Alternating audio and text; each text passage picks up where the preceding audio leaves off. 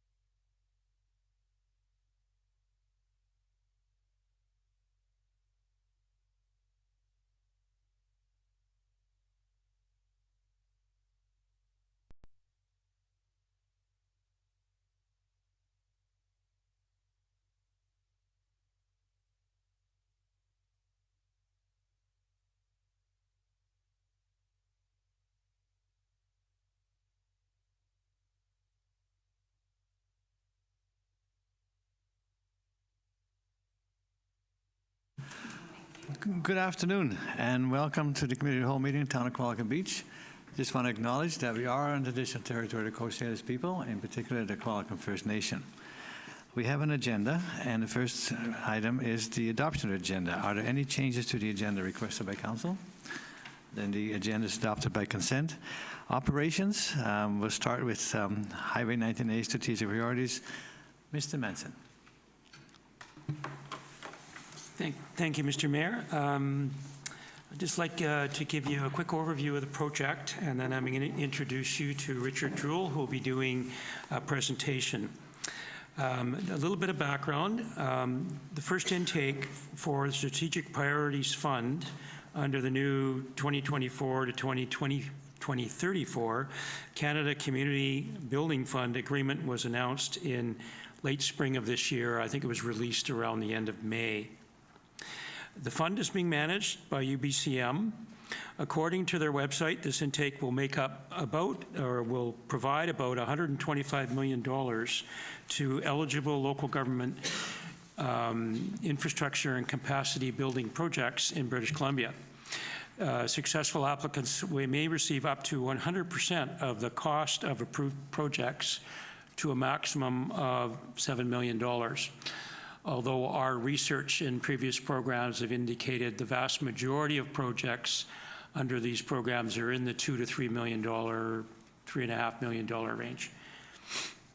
The deadline to apply under this program is this Friday. So unfortunately, we did not have a lot of time to engage in discussions on priorities, et cetera, as the deadline was happening just before the summer season. And we didn't have a lot of time to put the application together, so we had to move quickly. The fund is intended to provide funding for strategic investments that are large in scale, regional in impact, or innovative, and support the Canada Community Building Fund national objectives of productivity and economic growth, a clean environment, and strong cities and communities. Staff have reviewed the program guide that was issued last May, and it included eligibility criteria for the project, with particular attention to screening criteria that will be used to evaluate these projects, because we all know there will be a lot more applications for projects than there'll be money to fund them. So we need to ensure that we align the project as best we can to those strategic objectives to be successful. Recognizing the importance of regional projects having a benefit to more than one community, and the emphasis on strong communities, which includes the concept of complete streets that accommodates all modes of travel, and an emphasis on economic development, Staff are recommending a project that has had its roots in the official community plan, the waterfront master plan, and more recently, our community transportation plan, which is the upgrading of Highway 19 along our waterfront west of the new roundabout.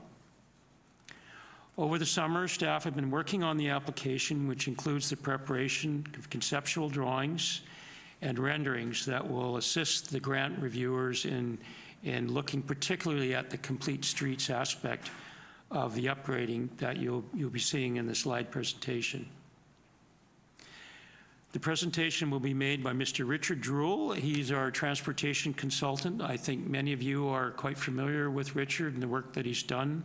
He's worked on a regular basis for the town, at least back as far as 2013, probably further than that.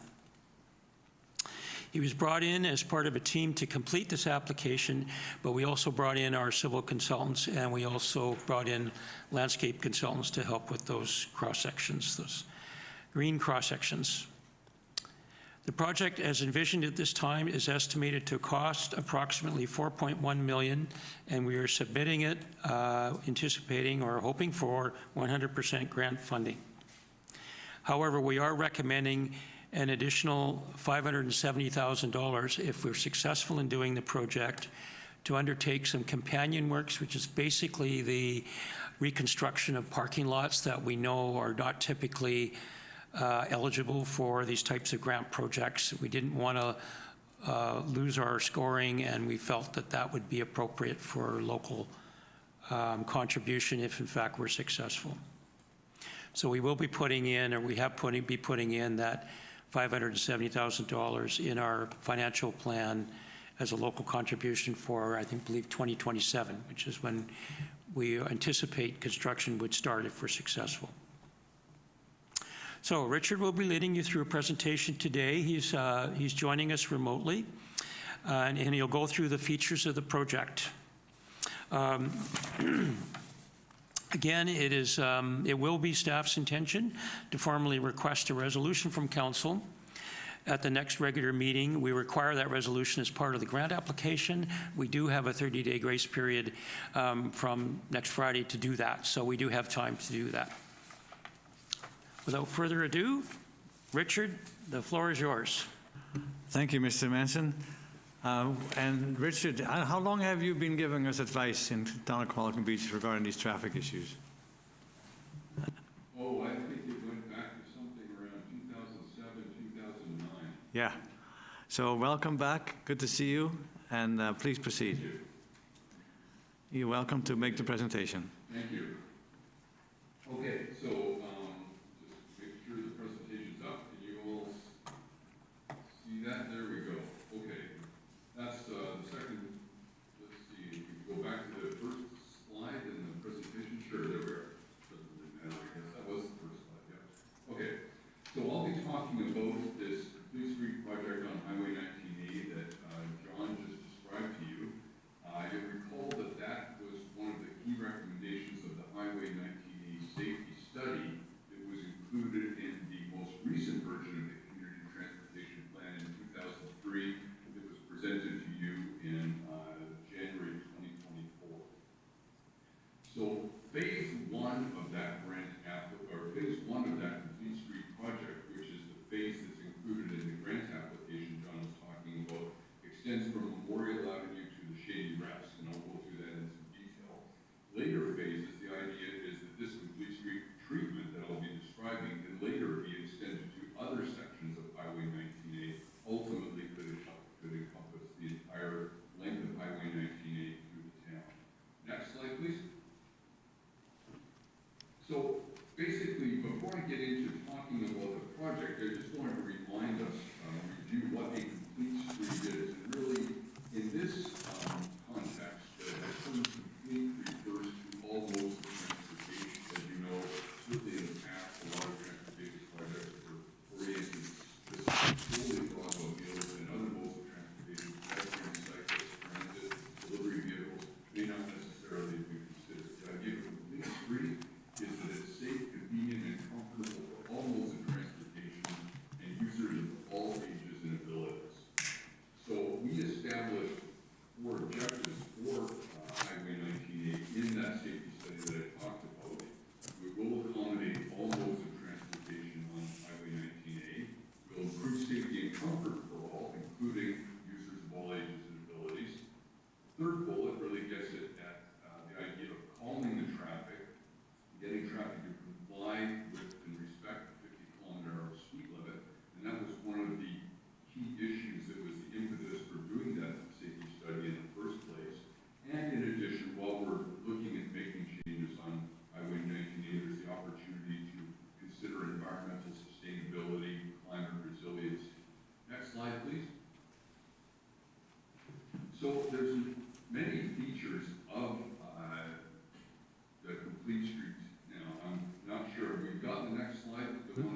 features on it? Yes, there we are, good.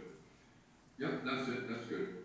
So, number of features here that are included in a complete street. There's a number on the left, particularly to deal with other modes of transportation other than just the automobile. The idea, though, and this is reflected in some of those features on the right-hand side, is to modify road design to achieve the desired objectives without having to rely on police enforcement. And the key, again, is this issue of speeding and undesirable behavior. So that's what we're trying to do. One of the key features of the complete street plan that you'll see is that we are narrowing up the traffic lanes. And what that does, and studies have shown elsewhere, is that helps reduce speeds. It can also reduce crashes between intersections, not just at the intersections, but between the intersections. And of course, by narrowing up the traffic lanes, we're hoping to create more room for other features, some of these other features that are listed here. So again, just to recap, phase one of the complete street treatment will be between Memorial Avenue and the Shady Rest. We're excluding the section between Jubilee Park and Bay Street where the houses are. So it's basically either side of that section. And let's go to the next slide where we'll talk about the first bit of the highway. So this is that first section. This goes from the Shady Rest to Jubilee Park. The red line that you see here indicates the location for which what we call visualization has been prepared. So let's go to the next slide and we'll see that visualization. So that's what this section will look like. Now the stuff that's in sort of faded is what's there already, and the stuff that's in sort of clearer is the new features on the highway. There's several new features that in this particular location. We have a couple of long median islands. So as you can see, each direction of travel is on the road is separated by a median island, a raised median island. The bike lane on the north side of the highway includes some protected sections where there's actually a barrier between the bike lane and the traffic lane. On the south side of the highway is a shared bicycle and pedestrian lane. It's labeled bike lane on the drawing, but it's actually bike and pedestrian lane. So pedestrians that are parking cars on the south side of the road are able to walk along that shared lane and then cross over to the north side of the road. And that also includes then new parking bays on the south side of the road as well, and narrow traffic lanes. So in all of these visualizations that I'll be showing you, in every one of them, we're narrowing up the traffic lanes. They're still wide enough for trucks and buses, so that's not going to be preventing any vehicles from using the highway, but they're no wider than they need. Okay, let's go to the next slide. So this is now further east. This is east of Bay Street, the next section of the complete street project. And again, the red line here indicates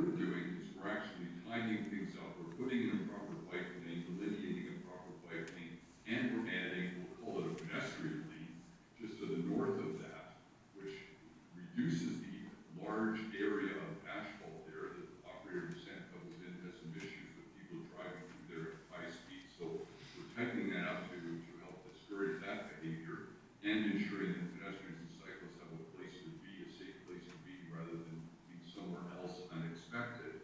Again, we're narrowing up the traffic lanes, and we have that shared bicycle and pedestrian lane on the south side, as well as the parking that is already there. So that's basically an overview. This project contains the various features of the project. Let's go to the next slide, just the last slide, to summarize what's involved here. Whoops, there's one more slide after that. There we are. Okay, so I think John covered this quickly and briefly with his introduction, and I'll just recap.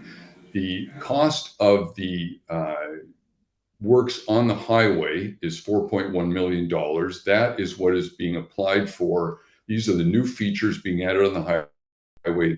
They would be funded, if the town is successful, through a grant from the Strategic Priorities Fund. There's an extra $557,000 to just take care of the parking areas on the north side of the highway, to repave them at the same time, because they are in need of some upgrading as well. So those are the costs that are involved.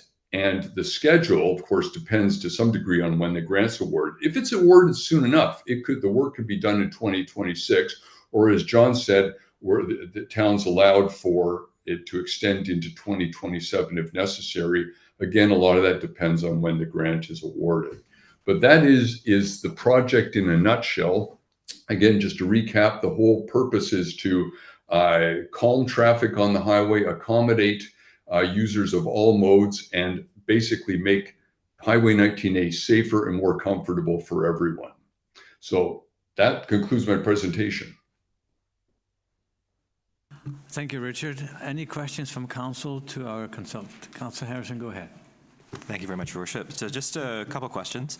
One is, on the drawings, it still shows the seawall in place, and we're supposed to be transitioning more to green shores. Does that have any engineering impacts in terms of the work we'll be doing, in terms of like supporting the public walkway or anything else? And maybe that's more for staff than for the... Yes, you're beyond my level of expertise. Yeah, I think we saw the grant, the $7 million cap. Looking at the scope, we made a decision that this would be kind of a first phase of what would be future phases, actually going further along and also out. So a future grant application, we made the assumption the wall would stay there. You saw that on the cross sections, and that's basically the package that we put together. Cost-wise, the majority of the works, the project is paving. Paving's a big number here because the road is in poor shape and needs to be repaved. This is a very difficult road actually to pave because of the base. The base is not in good condition, so rather than go down and replace the base, which we can't do for archaeological reasons, we have to go up with asphalt, so that contributes to a cost. So the complete street is a package that we get, and we can coordinate with the paving. That it's been in our financial plan to do the paving for some time as well, but this now incorporates that into a bigger project or complete project.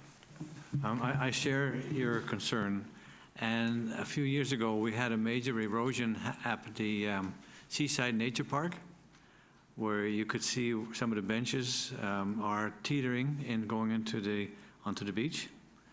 And so at that time, through John Reedshaw, we designed some reefs, piles of rocks that cut the energy from the waves, and it did help. It wasn't that expensive.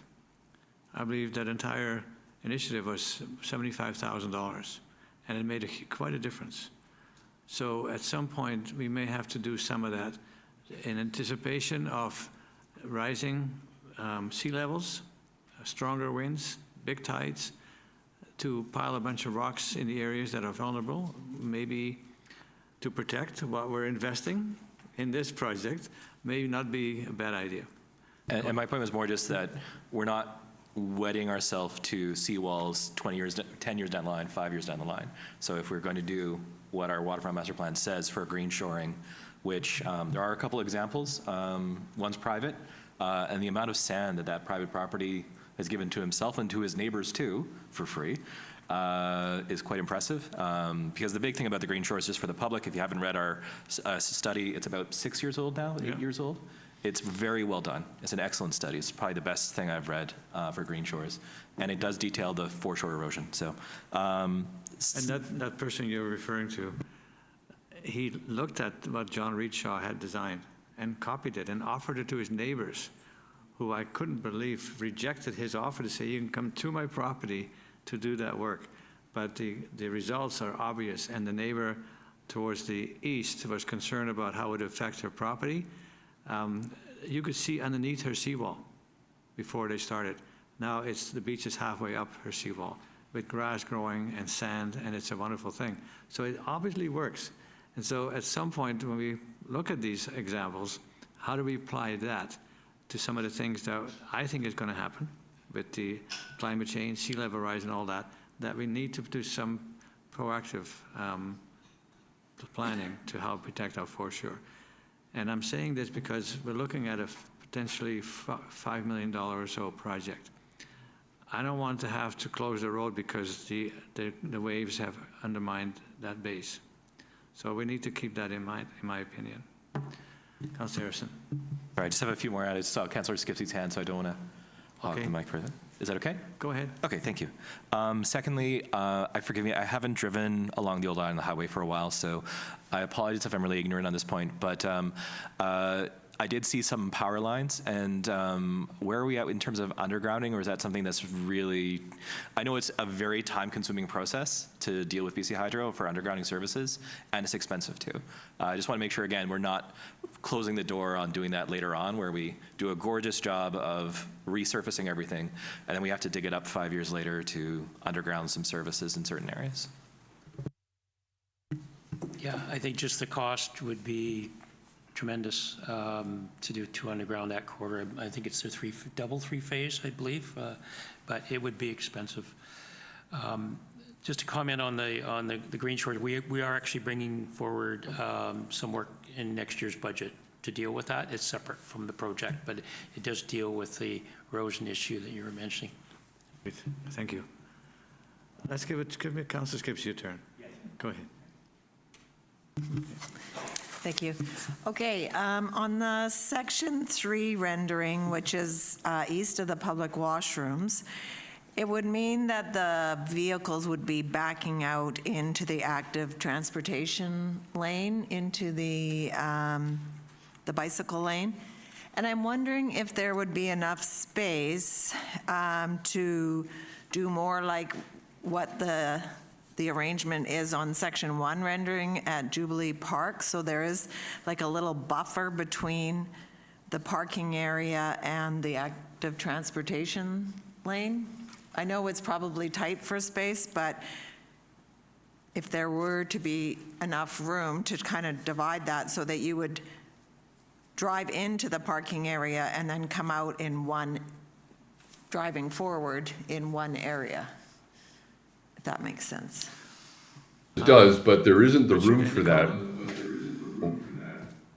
Yep, so yes, it would be great if we could do that in every location. There isn't the width to do that further east. We did check all the parking though, all the angled parking, and unless it's an oversized vehicle, all vehicles can be backed out of the angled spaces without intruding into the bike lane. That doesn't mean somebody might not do it, but that would be an issue in any case. But we have ensured that there's enough allowance for people to back up without going into the bike lane. In this section that we're looking at right now, some of the people do park angled, even though it's not supposed to be, and therefore that's one of the reasons we've added in the green strip is we have more asphalt than we need to for parallel parking, but also by configuring it in this manner, adding in the green strip, we're ensuring that people don't park nose in on an angle, because in this location, they can't back out without going into the bike lane and even as far as the traffic lane.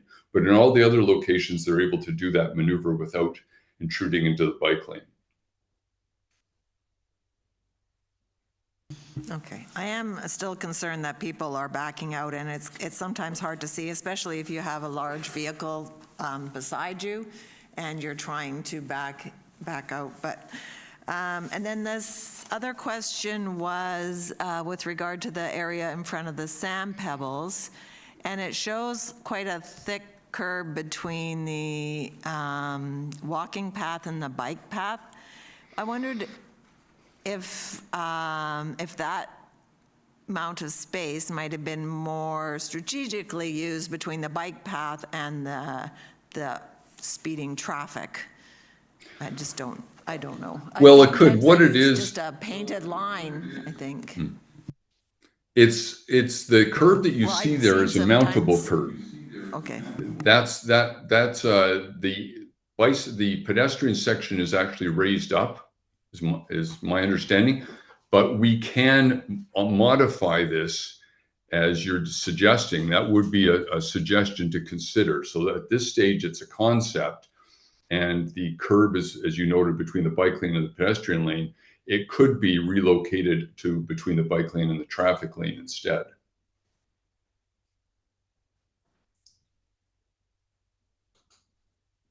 Thank you, Councillor Gipsy. Councillor Van der Valk. I actually had the exact same concern about the layout east of the washrooms, because it does seem quite dangerous with cars backing out. I wonder if instead of the layout that you have, yeah, that's not quite the right slide. A little farther the other direction. Yep, keep going, please. One more, I think. Oh. Okay. So I'm wondering if instead, are you trying to keep or are we trying to keep the angle parking because there's more parking? Or if it might be an idea to change that to parallel parking and widen the green space? So That yes, would be we one, are because trying to I think retain. that is quite- Sorry. Yes, we are trying to retain as much parking as possible. We don't want to reduce the parking. And in fact, we've managed to accomplish that. We've retained all the parking that's there now. As I noted, we've checked this, the angle parking, the width that's available there, you can back a car out without backing into the bike lane. So there is sufficient width for angle parking in that section.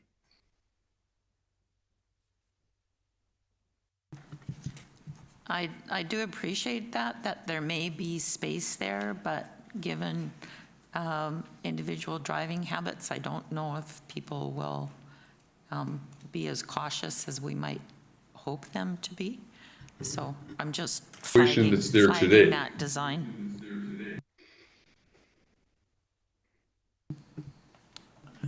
It appears that there is a bit of a time gap between when you Sure. speak and when you hear. So once you said something, you have to stop and cut them out. Okay. Sure. So I think there's some good comments being made from our experience, and I think staff has taken copious notes. And but at this point, I don't think there's a decision point at this time. Mr. Manson, can you clarify what the purpose of this presentation is and if there's a decision point today? Yes. The purpose of the work that you see before you was principally to put together a concept that we can cost and define for our grant application. If we're successful in getting it, we likely won't hear until next year. At that point, then we'll get down into the details on the project. We're putting works along, existing houses. We need to consult. We need to do more work for the project. We just didn't have time, nor did we want to invest a lot of money into it if we weren't successful in the grant. So this is kind of the extent that we thought it was necessary to define the major pieces to the project to support the grant.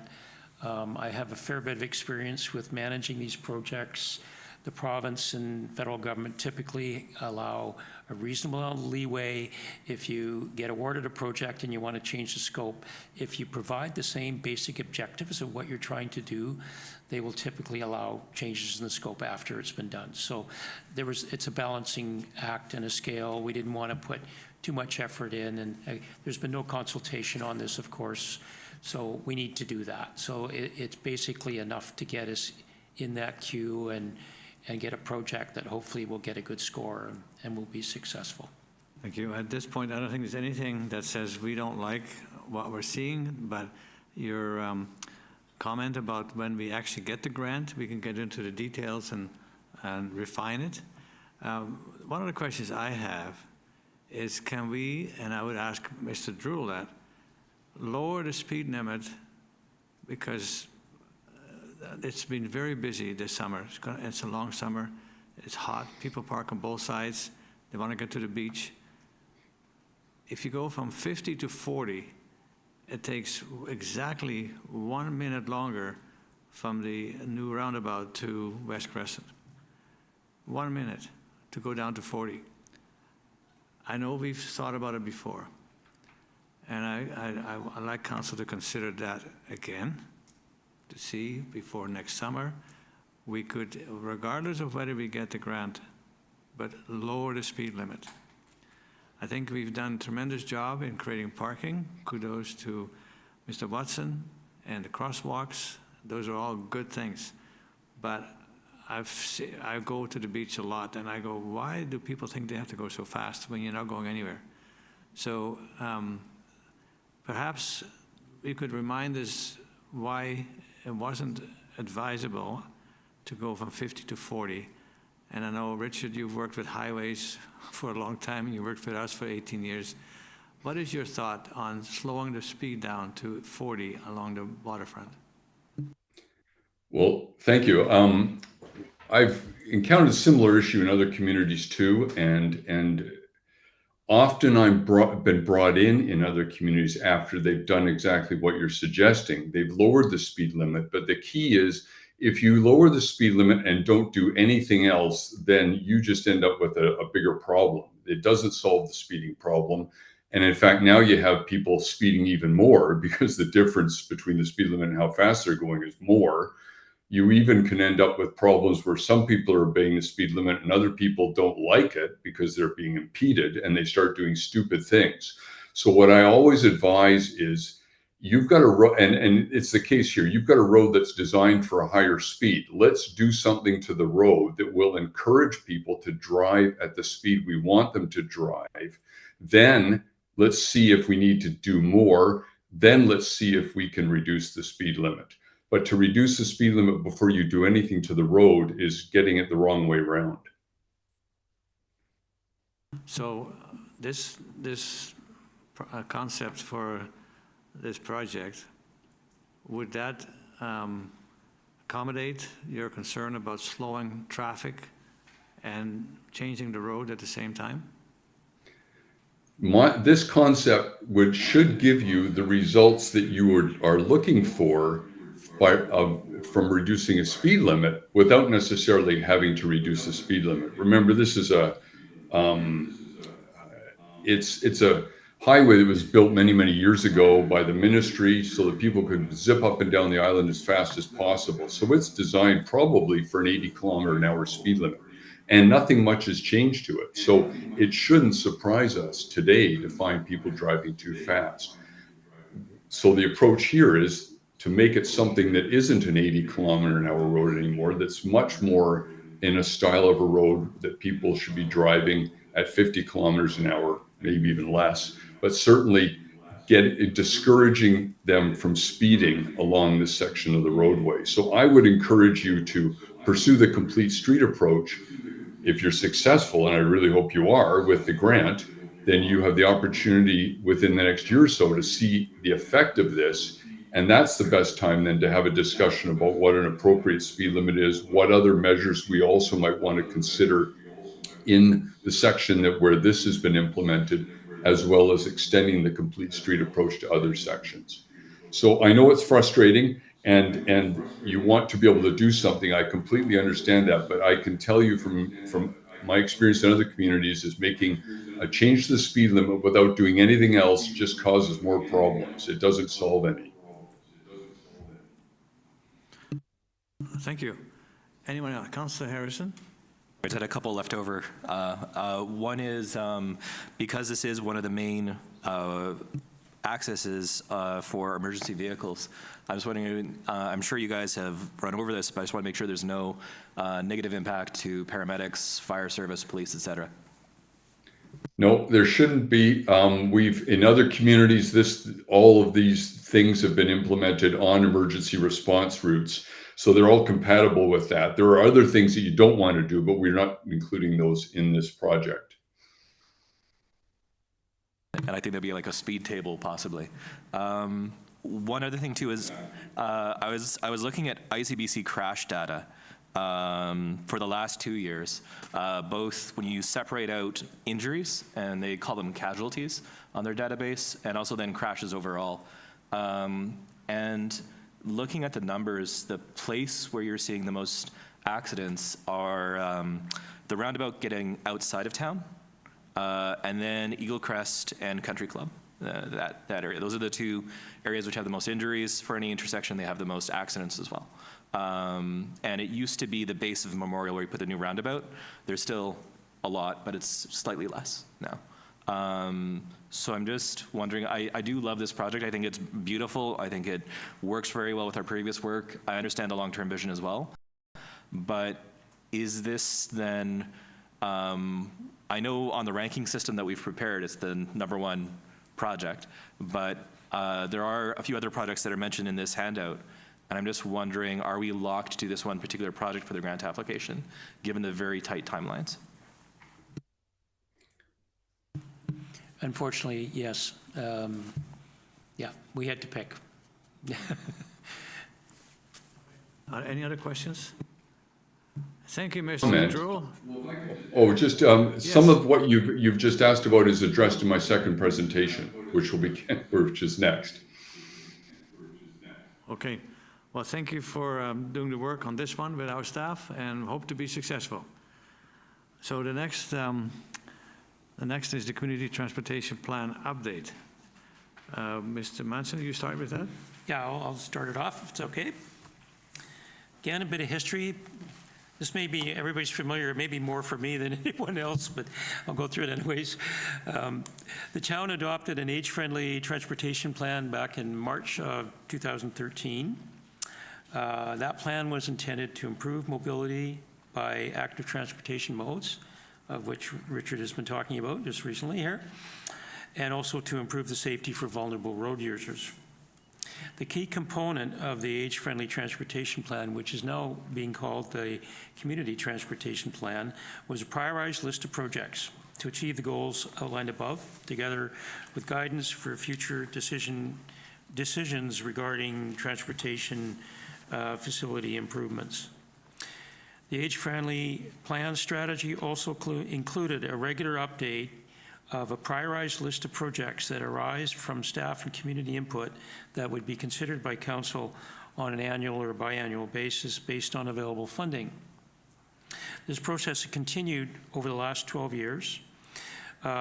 This current update, the 2025 update, is our 6th update, is intended to bring forward, again, the priority list of projects that did not receive funding from the previous years, as well as to incorporate new projects since the last review was done about 2 years ago.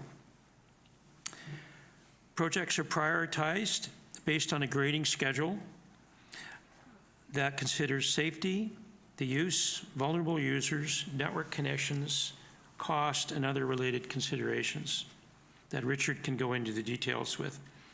The list is developed and scored by Richard with input from town staff. Of particular interest in this year's update, as you've already noted, are 2 projects. First of all, the Highway 19A Complete Street project, which you've just heard about, is on the list, as well as a new roundabout on Highway 19A at Village Way. The first project is not considered, won't be considered for funding under our council's annual allotment for funding these projects that currently has been set at $100,000 because we're applying for it under the grant program, and it's much, much larger in cost. Also, the Highway 19A Village Way roundabout is also a very costly project and also would be way too large to be considered under this program. It's still on the list, though, and it is recommended to be funded through other sources. Mr. Jewell will now present the 2025 update to the plan for your consideration. Go ahead, Richard. Okay, thank you. So today I'll be talking about the 2025 version of the plan, which, as John mentioned, is the 6th update.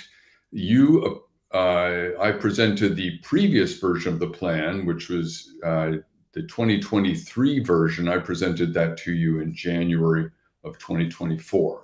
Let's go to the next slide. So, yeah, good. This is the one. Okay, so this slide basically shows the evolution of this plan. So every couple of years, we're doing something with it. We're updating it. So completed projects, anything that has been completed in the previous 2 years has been removed from the plan for this year. And we've added some new projects in.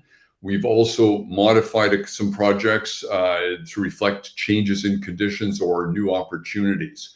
We also, in the past, at a couple of points, have incorporated other plans.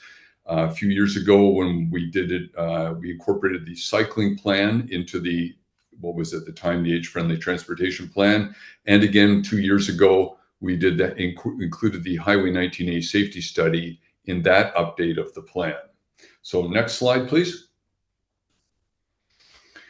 This slide summarizes a lot of the key things that have been completed. There's even more than this. There's a list of them all in the plan itself, but there's been a lot of things that we've accomplished in 12 years. It's been quite a success. And just as an aside, like I said, I've been doing this in other communities around BC. And in the 12 years that you've been following this plan, I haven't seen this level of success for a community of your size. You've done quite well with this plan and have implemented a number of features, far more than I would have seen in any other community. So you're quite impressed with the progress you've made. You've got a number of crossing improvements, flashing beacons, median islands, better lighting at some crossings, countdown displays. You've implemented a number of pathways and trails. There have been improvements to specific intersections, the roundabout down at Highway 19A and Memorial Avenue, realignment of a couple of intersections on Memorial Avenue at Village Way and Crescent Road, some traffic calming, just a number of other improvements as well, like I said, that are listed in the plan. But remarkable progress in 12 years. So the plan has been quite successful. So we're continuing the same approach that we've been using for the past 12 years, updating the priorities this year. Let's go to the next slide. The two goals that we originally established for the plan still apply. Goals are to improve mobility for all modes of transportation. We emphasized active transportation because way back in 2013, that wasn't getting as much attention as it is now. And the other goal is to improve safety for all road users. Again, we emphasized vulnerable road users back in 2013 because, again, at that time, that wasn't getting as much attention. So let's move to the next slide. We also established 4 purposes for the plan, and those still apply as well. The second and third bullets are really kind of the key. The plan is all about identifying solutions to problems, and then the real important part is prioritizing those so that the projects that give you the best return on your investment are at the top of the list. And the reason we do that is you have limited funds. You can't afford to undertake every project. You have to spend wisely. So we're letting you know which projects will give you, again, that greatest return on your investment. As for the first bullet, where we document transportation issues, the question is, where do we find out about those transportation issues? Let's go to the next slide. We hear from council, we hear from staff, but a key source of input, of course, is the public, residents, business owners. In the almost 2 years since the last version of the plan was prepared, we've heard about 77 issues, separate individual issues from residents and business owners. 29% of those issues that people were contacting us about are already in the plan. 8% we've added to this update of the plan, and there's a further 10% that need more evaluation so that we can figure out what we can do. If appropriate, we will also add those into the plan as well.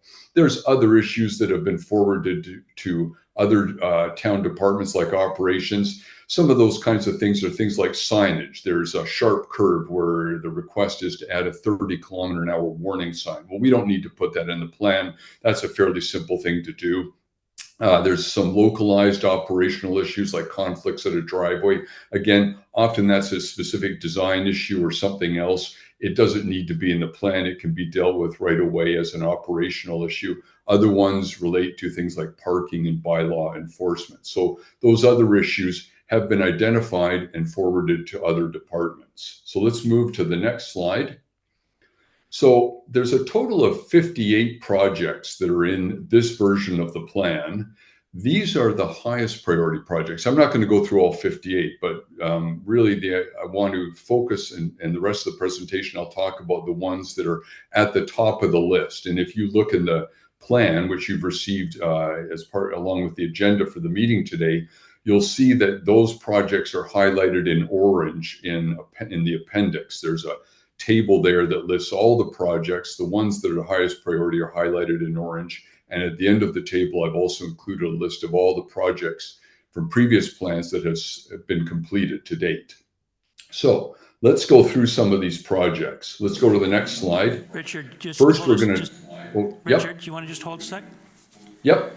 I just want to let the audience know, if you're having trouble, the table that Richard refers to is really hard to read.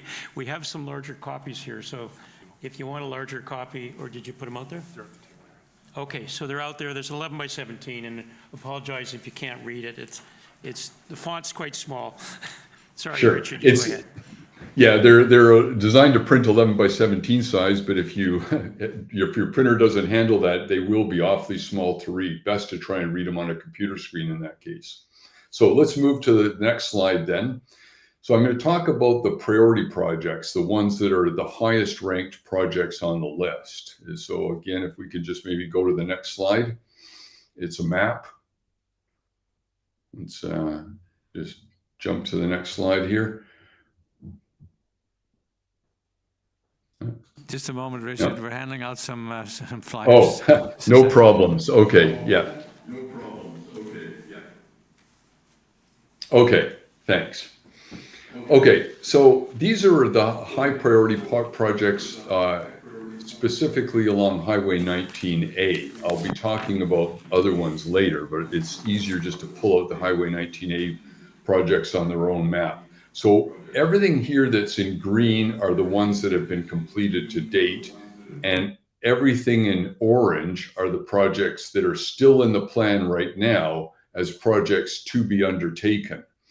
So the high priority projects include this complete street design that we heard about in the previous presentation, the roundabout at Village Way Country Club Drive, some extra RRFB flashing beacon crossings. So we call those RRFBs. That stands for rectangular rapid flashing beacons.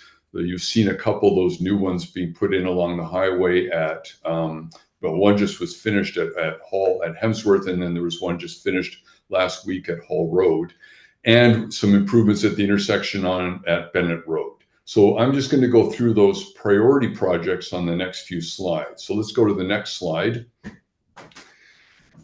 This again is that section of Highway 19A that we were talking about in the previous presentation. Just to recap, this is a complete street design. Of the 58 projects that are in the plan, this is the highest priority project. And we would begin with the first phase between Memorial Avenue and the Shady Rest, and eventually or later expand that to other sections of Highway 19A to the east and to the west. So it includes all these features. I talked about them in the previous one, so I won't go through them again in detail here. But again, that is the top rated project in the plan. So let's go to the next slide.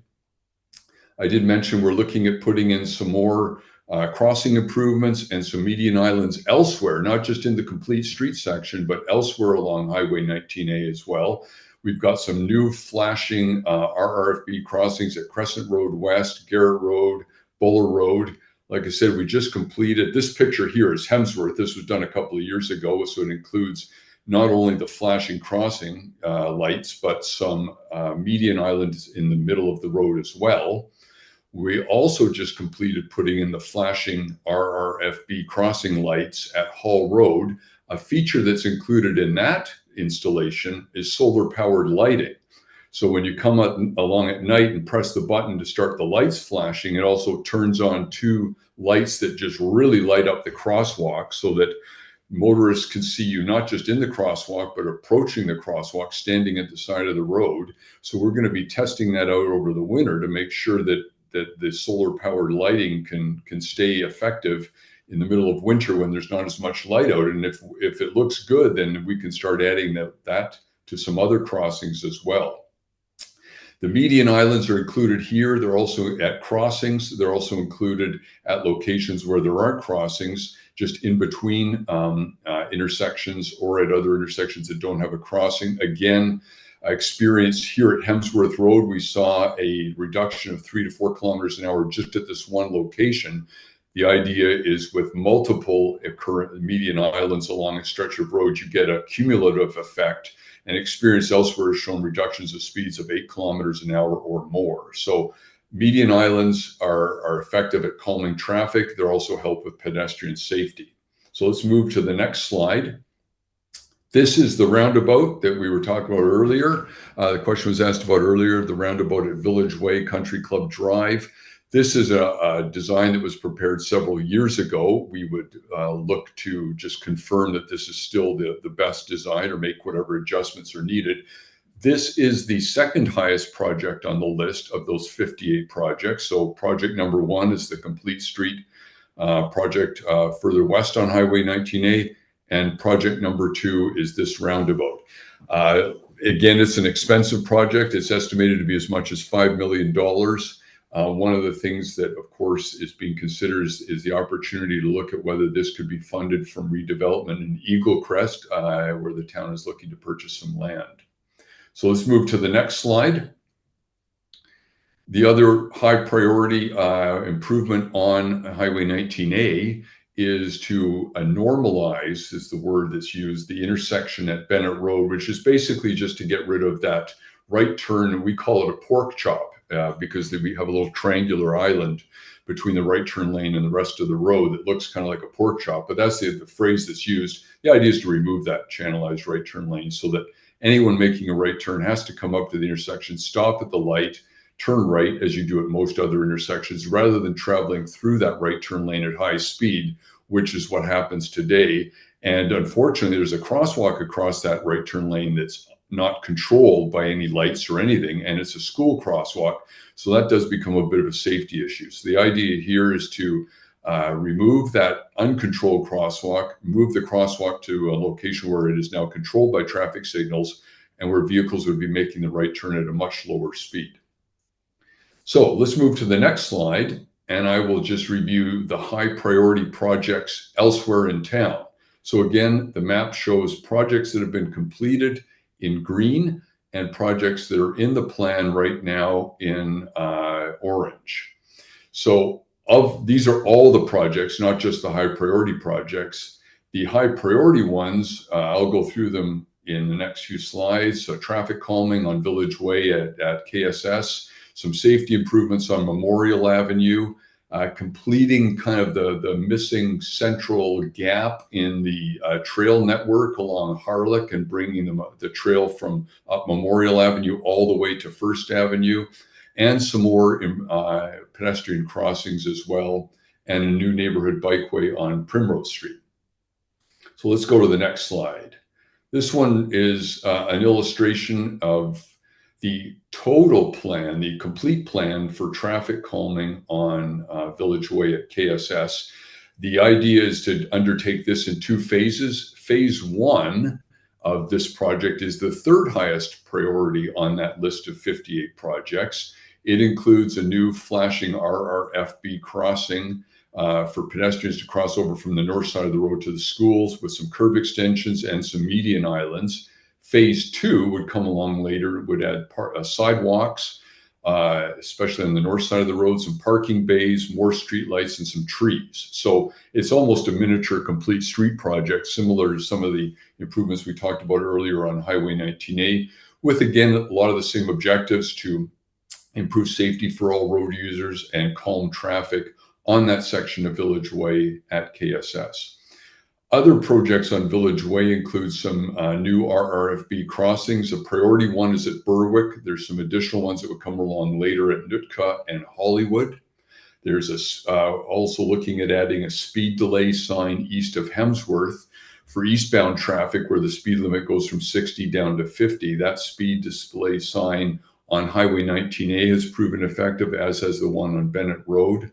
And also extending the trail along Village Way east to Highway 19A and around to the school, so that, again, provides a connection to the school along that stretch of Highway 19A. Some of that work would be included in the roundabout project. Let's go to the next slide. So, of course, we have one of the other projects that's always been in the top 10 priorities is the intersection at Memorial Avenue and First Avenue, or Harlech, whatever you want to call it. So it's Memorial, it's First and Harlech on the west side, it's Fur on the east side. And this whole thing has always been complicated by the active, and I put active in air quotes, the active rail line there that actually has no current activity. But because it is still considered an active rail line, there are some onerous requirements if we wanted to put in a traffic signal there, which is the long-term plan. Council has been working with the province, or has contacted the province in the past to try and reconcile the status of the rail line so that the town can proceed with that traffic signal. In the interim, we're going to look at doing some more improvements, though, leading towards ultimately putting in that traffic circle. So in the interim, we're looking at now adding that missing crosswalk on the north side of the road, where that one the green car is. And then the crossings on both the north and the south side of the road, we would add RRFB flashing beacons to those crossings to help pedestrians crossing Memorial Avenue. We would also like to narrow the road at the crossing so that we can extend the trail that comes up from the waterfront along Memorial Avenue, extend that trail south to the northeast corner of the intersection on the right-hand side there where the tree is, to get people to the corner. And also that connects, the Dolly Mount Trail comes out there, and then we could bring them across the new crosswalk. And on the northwest corner, we just want to tighten things up a bit so that people don't make the turn at such a high speed, and we're going to add a street light in there as well. So looking at making some improvements to this intersection in the short term while we still try to sort out details regarding what it takes to put in a traffic signal. So let's go to the next slide. This one just summarize some other projects. What we're seeing here in the illustration at the right-hand side are a couple of traffic circles on Primrose Street that are part of implementing a new neighborhood bikeway there. So that neighborhood bikeway will run on Primrose from First Avenue all the way down to Rupert, go out a little trail at the end, and ultimately connect over to the roundabout at Rupert.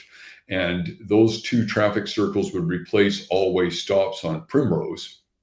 We're also looking at another crossing improvement on Memorial Avenue at 4th Avenue, adding an RRFB crossing in there.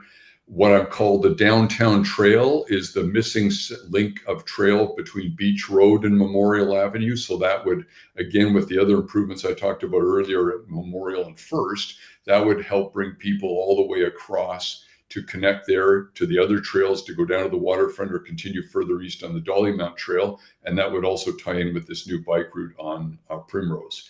Also looking at some potential safety improvements at Memorial Avenue and Fern Road at that intersection. Don't know exactly for sure yet what those are going to be. We're still going to doing some analysis, collecting some data there before we figure out exactly what those will be, but that's been identified as a priority project. Let's go to the next slide, please. And this is the last slide in my presentation. Just a quick summary of some of the other projects, looking at improving the signage along the trails and the bike routes, help people follow those routes, some wayfinding signs, but also some trail etiquette signage just to help encourage people and explain to people how to safely share these trails, as well as the mobile speed display to be deployed around town in addition to those fixed speed display signs we have, just to move that one around to discourage speeding. And also we use that to collect some speed data as well.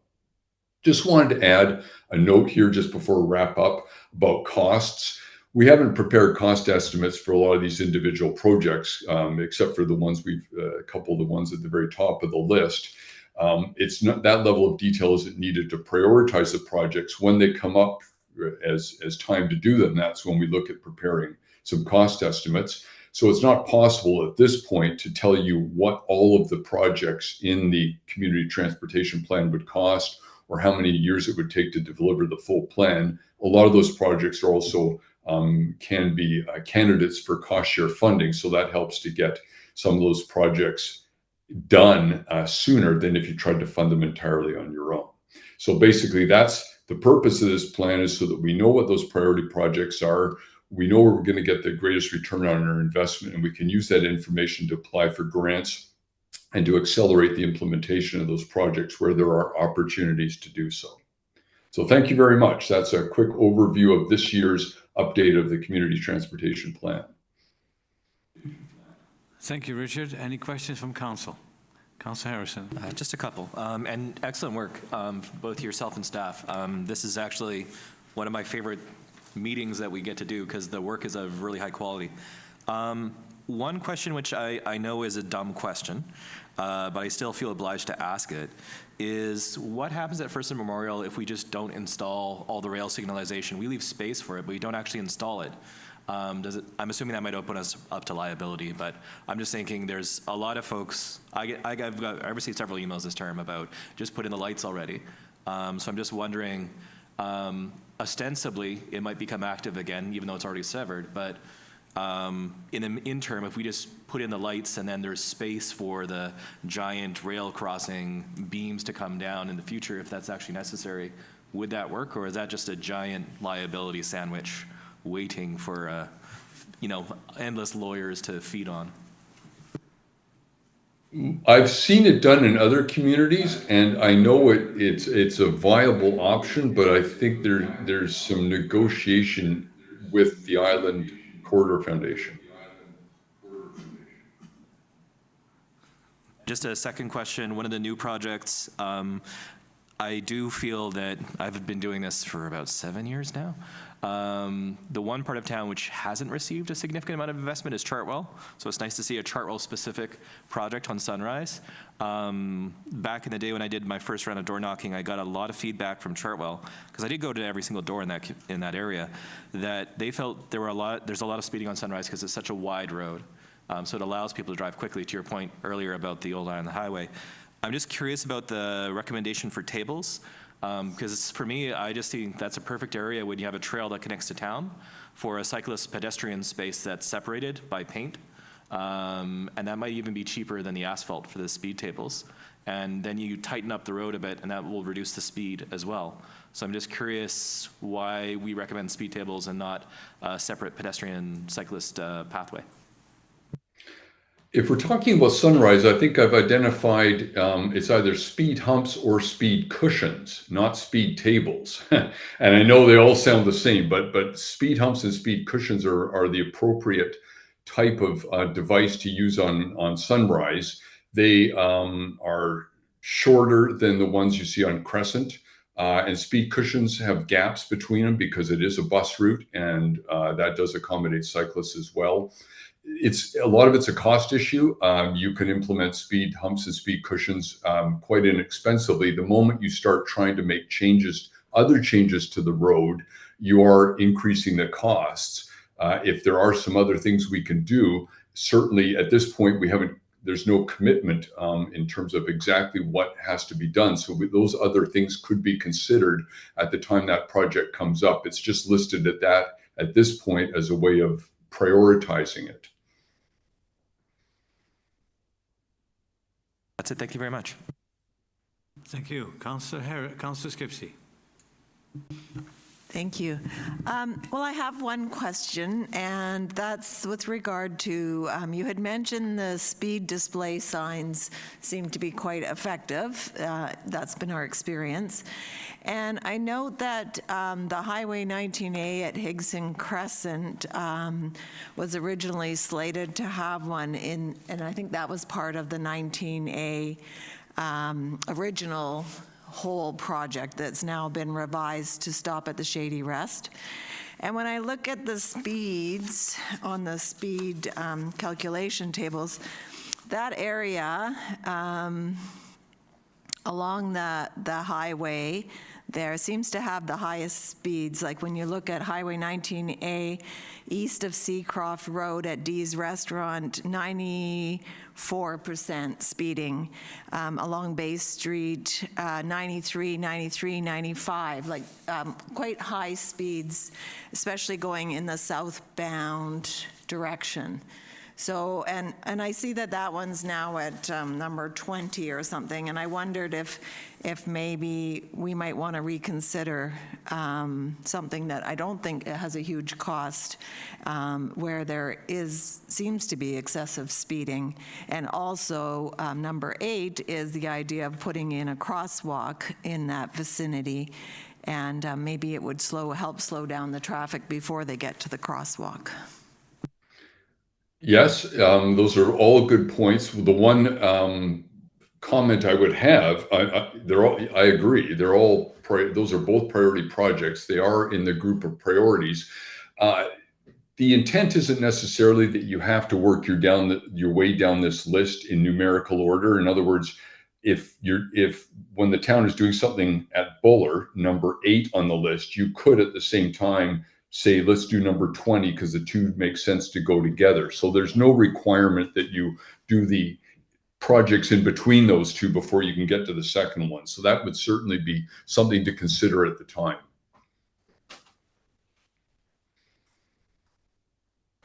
Yes, Richard, I think that's a good point.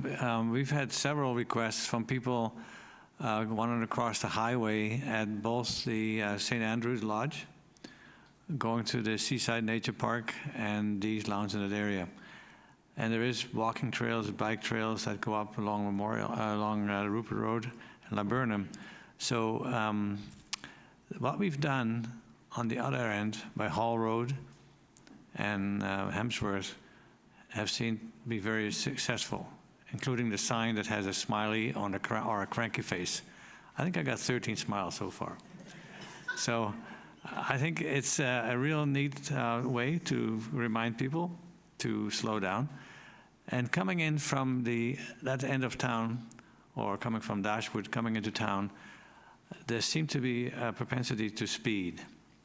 Having a crosswalk with a light and those rapid reflector lights, and this face that smiles or looks cranky at you, I would think that would be a good way to start, to giving the people from that end of town some so-called equal treatment as compared to the other side. So I think it's an issue with us and staff saying what you've done at the other end, Hall Road, College Road, very good, but we need to do the same at the other end of town.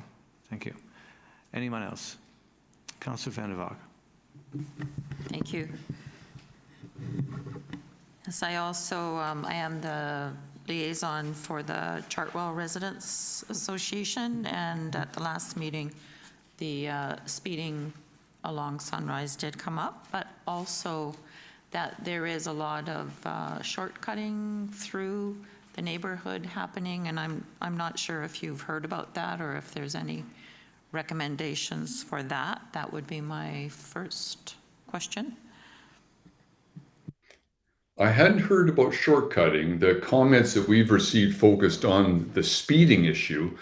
Elsewhere where there's been issues of shortcutting, often the description is shortcutting, but the issue really is the speed of the shortcutting. So I would suggest that that the best approach in Sunrise and Chartwell is to deal with the speeding on Sunrise, and if there turns out there's some other locations where speeding is an issue, see what that does to shortcutting and the impact of the shortcutting. And then we can decide if there's a need to get tough on the shortcutting. And the reason I say that is because when you start having to get tough on shortcutting, it can often inconvenience residents themselves in order to keep shortcutters out. And most people aren't willing to go that far, but they do want us to deal with the undesirable behavior of the shortcutters, and that's what the speeding, that's what the speed humps, speed cushions do. So it generally is best to proceed in that sequence. Deal with the speeding part of it, decide if that solves the problem or you need to do more. Okay, thank you. It was pointed out to me what they're doing is going Sunrise, and then I believe it's Wellington and along Mir Loma to avoid the school zone and the controlled intersection at Highway 19A and Bennett. So that's the information that I got. The other question that I had is for Primrose, point number 9 on the list. Primrose Street, First Avenue, Rupert Road, Neighborhood Bikeway. You've got 2 traffic circles showing there as suggested, and being as how traffic circles seem to be a very expensive proposition, I'm wondering if you could just comment on the need for those and the cost. I'm assuming that they would be much less complicated in design than the other traffic circles that we've seen in town. Yeah, so what you've got in town right now are actually roundabouts. And the difference between a roundabout and a traffic circle is to build a roundabout, you pretty much have to tear up the whole intersection. And that's why they're expensive. Whereas a traffic circle, you just squeeze it, you fit it into the existing intersection. So they don't have to be that expensive. Those ones, the cost is a little bit more because there's some curbs on the corners that aren't there that we would build. But generally, traffic circles are not that expensive. I don't know what the exact cost estimates for these ones are. I think staff might be able to add that in, but it's quite affordable compared to what it costs to build a roundabout. Thank you. Does staff have an idea what the difference is in the costs between a circle and a roundabout? So about the roundabout over on Village Way in 19A, that one was expected to be closer to $5 million. But the buttons that we're looking at over on Primrose are more like what you find over by the brewery. They're much smaller. They're not going to take up the space. They're probably going to be maybe, I'm just spitballing here, 30 or 40,000 each. Yeah. Thank you. Any other questions, Mr. Councilman Fogg? No, I think that, I was just wondering, also, I've got the answer on the cost, but just the need for those traffic circles. How it's number 10 on the priority list. Right. So the idea is that this would be turned into a bicycle route. And one of the issues, again, I'm drawing on my experience in other communities, but Qualicum Beach tends to not be too much different, is that all-way stops get to be a problem when we're on bike routes. Nobody knows what to do. People start doing stupid things. And certainly in other communities, they've been a source of complaints. So to deal with safety issues at the intersections, and we don't want people speeding up and down Primrose if that's now going to be a bike route, the traffic circles help to calm traffic on Primrose and address any potential safety issues at the intersection when we introduce higher levels of bicycle traffic. So that's the reason for the traffic circles on Primrose Street.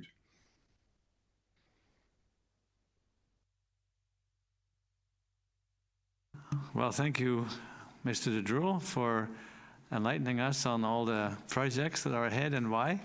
And we look forward to continue to work with our staff to get the grant for the Island Highway project. And then hopefully when we proceed with the EUCREST initiative, that we can do the roundabout there as well. So thank you again on behalf of council and staff for working with us so closely and so accurately explaining every detail of the plan. Much appreciated. Thank you. Thank you. Time for public input. You're welcome. Any questions from the gallery? Comments?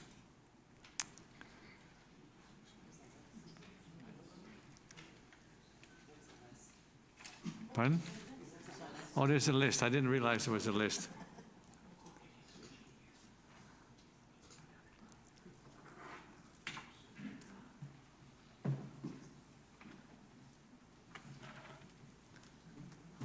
Thank you.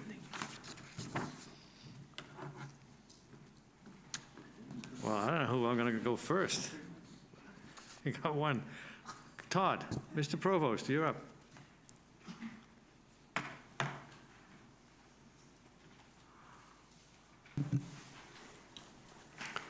Mayor, Council, CAO Varela, and Mr. Dickinson.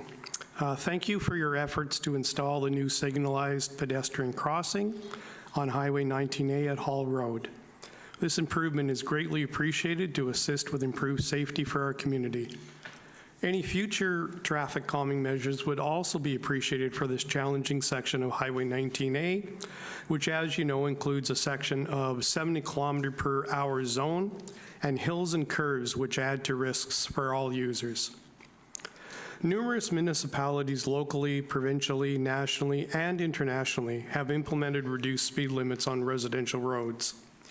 Since implementation, authorities have been reporting on the significantly reduced incidence of collisions, injuries, and fatalities, such as places like Toronto, who have reported a 28% reduction in pedestrian motor vehicle collisions and a 67% decrease in major and fatal injuries attributed to a 30 km/h speed limit on local streets. And this is from information from Mr. Richard Durrell in his technical memorandum to the town of Qualicum Beach in January 2024.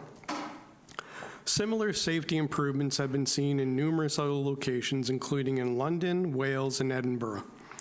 Additional island municipalities have also implemented reduced residential speeds and have been able to do so in a cost-efficient manner. Canvassing of 3 local municipalities revealed that changes could be implemented using a neighborhood approach at a very reasonable costing of about $2,000 to $5,000 per neighborhood. That was in Campbell River, to an entire city sign replacement approach costing about $100,000. That was in Sydney, Duncan, and Campbell River.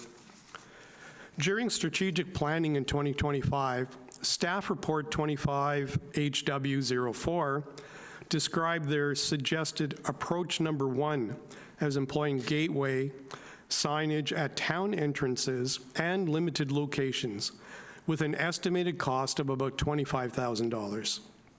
As well as being cost-effective, this approach was in line with the advice of the Deputy Minister's letter to the town of Qualicum Beach, with the example provided of Nelson using this approach. You have the ability and the authority to implement this one simple method to lower residential speed limits and save lives now. In light of this information, your community are asking the town of Qualicum Beach to review advice and research available on the issue of speed reductions, which shows the efficacy of speed reductions and cost-effective methods for adoption. Reconsider community requests for consideration of reducing speed limits on residential roads, which has been proven would result in reduced collisions, reduced injuries, and reduced fatalities. This benefits our communities in terms of safety and in reduced health costs and loss of economic contributions. Consider applying for relevant grants to offset the economic costs to taxpayers, such as the BC Vision Zero and ICBC's road safety programs. And we would ask that you advocate with the RCMP, ICBC, and Oceanside Community Safety volunteers for increased enforcement and education on the new lower speed limits. In other areas where they've taken this multiple approach, when they implement lower speed limit on residential roads, using these multiple approaches has seen a great uptake of acceptance of the reduced speeds. So that's why I mentioned these other approaches. Thank you. Thank you, Mr. Provost. Ms. Lloyd, you're next.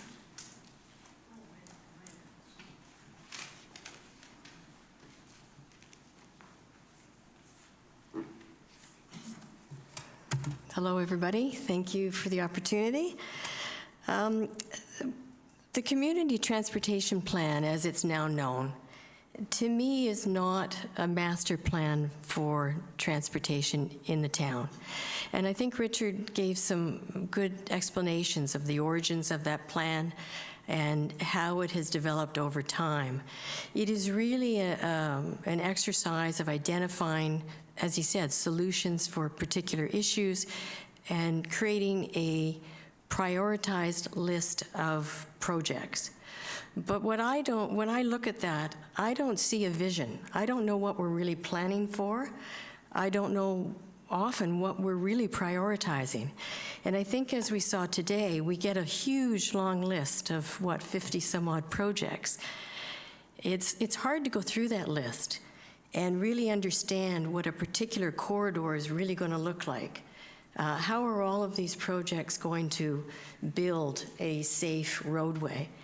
And so, I don't know what the answer is, but I do think we have to think about a more overall sort of master plan for transportation and look at it not in what I see as sort of a fragmented approach, but a more cohesive and overall view of our roadways. The process itself, I did send in a public inquiry form August 1st because it didn't seem on the website that there was much information about what this current process is, when it was happening, when there was going to be a report. So I was kind of surprised when all of a sudden we've got an update, because I had tried to find out from staff from time to time, when is the update coming, or what's going on. People didn't have dates. They didn't seem to know. So I do think the process needs to be fleshed out a little bit. What we have on the website describes the process that was completed in 2024, not the current process. It also doesn't really describe what happens, because what I find is we can put in letters, we can put in emails, and we can raise issues, and there seems to be a process that occurs within Town Hall to look at those items and then develop a curated list. But we don't really know, the people who have made raised the issues, we don't really know what happens with those when they don't appear on the priorities list. Now, he did describe today some situations where they wouldn't be appropriate for the plan. And that's great, because in some cases in our community, in our neighborhood, we've raised issues about traffic signage. And from what he said today is those issues will go to staff. But we don't hear anything about them. So for the public, I think the problem is that you put this stuff in, you don't really, you assume that it's been received. You don't really know the full extent of what the public has raised and how your issue might fit into that. You don't know how it's evaluated. You don't see the curated list until the report is actually produced. So I just, and then if your issue is not there, you don't seem to know what's happening with it. And do you have to resubmit and hope that at some point you'll get a response?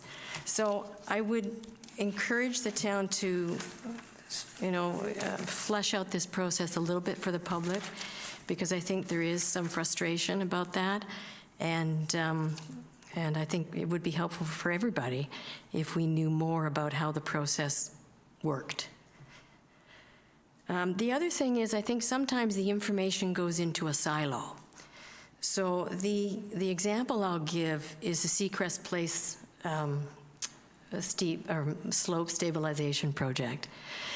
So within Eagle Crest, we have been flagging for years now the issues that we have and that people have going down Eagle Crest to the beach and going down the Seacrest slope. And while we're thrilled that the slope is being fixed, because that project is much needed and that road was in very bad shape, it was very disappointing when we see a project that's $2.5 million, and it deals with the engineering issues, but it doesn't deal with the road safety issues. And it doesn't deal with the sharing of that road by pedestrians, by two-way traffic, by, everything that goes up and down there. So I understand there are funding limitations, and I understand it's very important to get that engineering work done. But it's almost like nobody heard any of these issues that we have raised over and over again.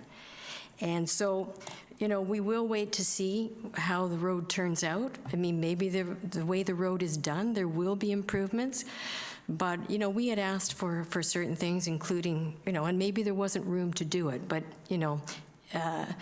the way that road works in the past has not worked, and the answer that we got was that people will be able to use it or will use it the way they used it before. Doesn't solve the problems. So as I say, we'll see how it turns out. Maybe there'll be some improvements, but in all likelihood, I think we'll be coming back to council to be asking for certain things to improve the safety of that road. With Eagle Crest revisioning and the whole new project, which we had, a big session on yesterday, that whole proposed plan, if it goes ahead, if the purchase goes ahead, we'll see the existing issues that we have within Eagle Crest, with people, trying to share the roadways. We'll see those, I think, heighten, because we'll now be inviting people to not only come in and recreate in public parks, but we'll also be inviting and developing new housing. So we'll have problems within Eagle Crest, some of the same issues that we've raised over the years that have not been resolved, I think will be heightened. I want to raise one in particular. It was another public inquiry form I sent in on August 1st. We have an S-curve very close to where I am, and I had sent a PIF in about that, I think, a year ago, raising the issue about people going at a high rate of speed around that corner, and that it was very dangerous. We have people who, go off the road. We have people who walk on the shoulder there, and it's a very dangerous area. So in July, we had an accident at the Eagle Crest intersection of Highway 19A. We had an accident right at that S-curve where one car going at probably at too fast a speed and probably due to some inattention, went onto the shoulder, hit a parked car, and both cars went flying. And both had to be towed. Now that is an area where that parked car was and where the cars moved. That's an area where people walk. And so, we need to do something about that corner. And it's been raised, say, more than once. And we've made some suggestions about that. But it's something that we can't ignore these things. And the more people that we have in this area, it's just going to be worse and worse. We can't let these problems fester. The Highway 19A intersection and the roundabout, it's our favorite topic. It's great to see that it's number 2. That's terrific. But with the new revisioning, the new project, and with some of the information that we received yesterday at the open house, and with what is also in the plan, in the transportation plan, it may be that has to be redesigned. At the open house yesterday, while we got more information than we have had about the potential project and what might happen. We found out that the project, the overall development and revisioning of that site will be done in phases, which isn't surprising. Some of those phases may move quickly and some may not. They may take more time. There may be significant increases in density. We may be seeing buildings with 4 or 6 stories. And projects may involve the 2 lots on either side of Country Club Drive at the intersection. So that's the intersection that has been an issue for many years, that is not safe. And we are now potentially going to be doing projects that will, again, invite potentially a lot of density and a lot of people to come into that area. Now, if it has to be redesigned, if those projects are phased, then when are we looking at that improvement being done? I mean, is that something that is going to be deferred 5, 10 years? Or are those projects that are likely to be done in the, some of the first projects to be done, in which case, what I would say is that roadway, that intersection needs to be part of that early phase. And we certainly can't have, new high-density development on either one of those lots and not deal with that intersection. So I would hope that is the way the thinking is going, but it's at this point we don't really know how this plan is going to come together. So the sooner that more information can be put out there, the sooner that people can know what particular lots the town is looking at that might be developed earlier rather than later, that is all helpful information.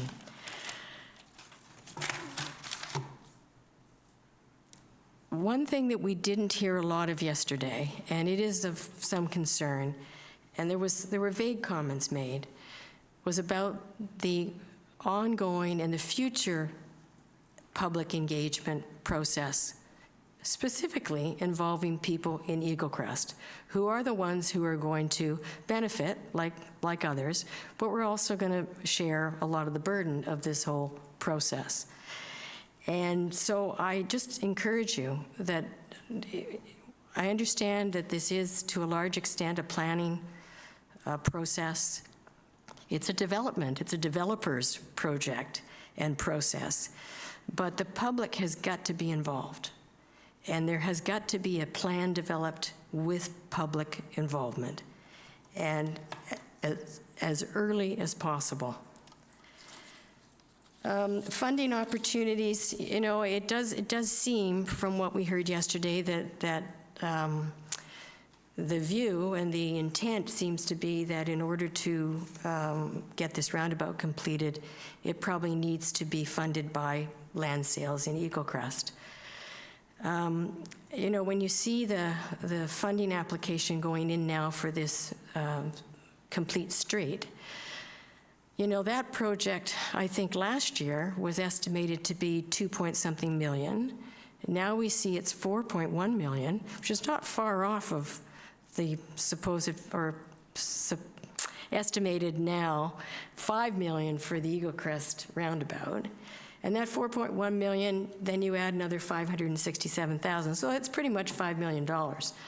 So I hope that we are going to be in a position where we can take advantage of grant opportunities and we make grant applications where appropriate for the roundabout. I know they haven't been successful in the past, but you would hope that in a situation where you were going to open up an area for housing development, that the provincial government or the federal government would be willing to kick in some money for traffic improvements at much needed traffic improvements at an intersection that is going to be even more affected than it has been in the past.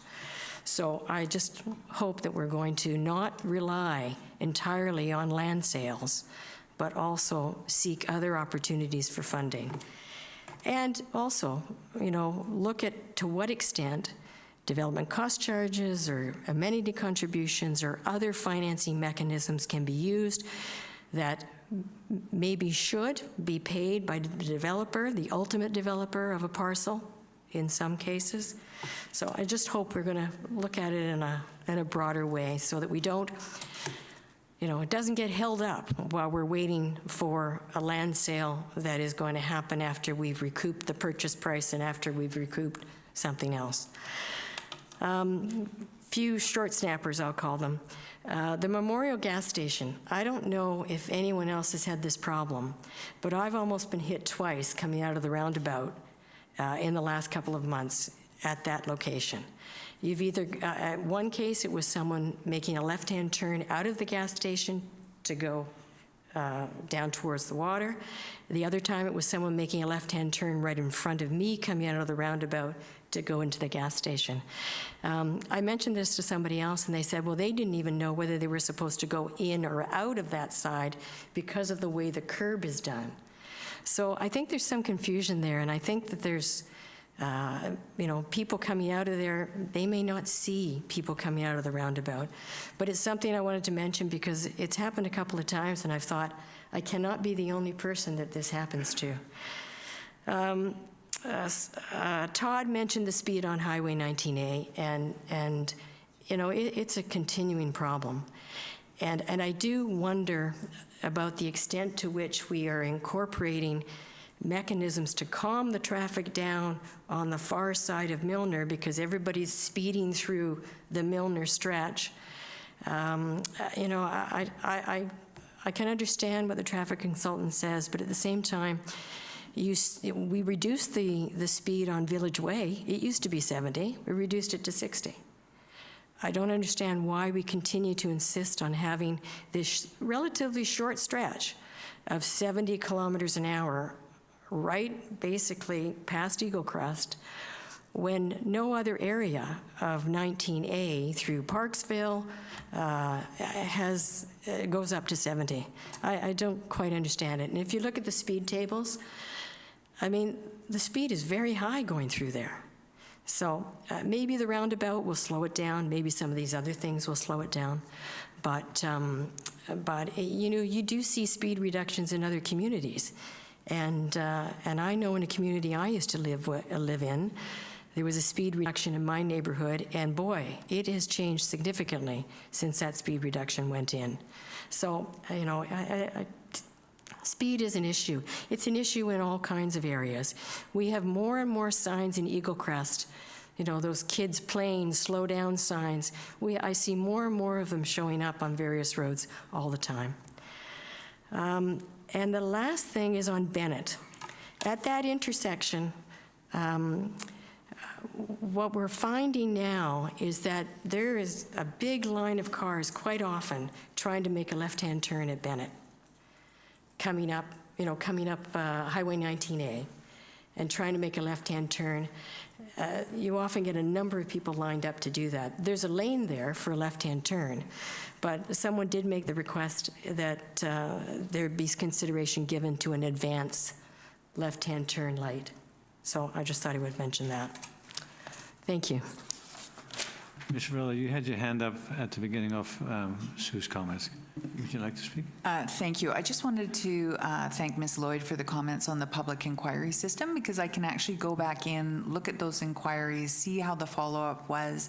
We do really want to be promoting these meetings. Council sets them early in the year, so I'll just take a look at that and we can tighten up on that process, because we certainly want to make sure these are well-promoted meetings and that the public does get a response, even if the response is just this has been forwarded to the traffic engineer for consideration as part of the plan and this presentation. So my apologies for any inconvenience, and we will follow up.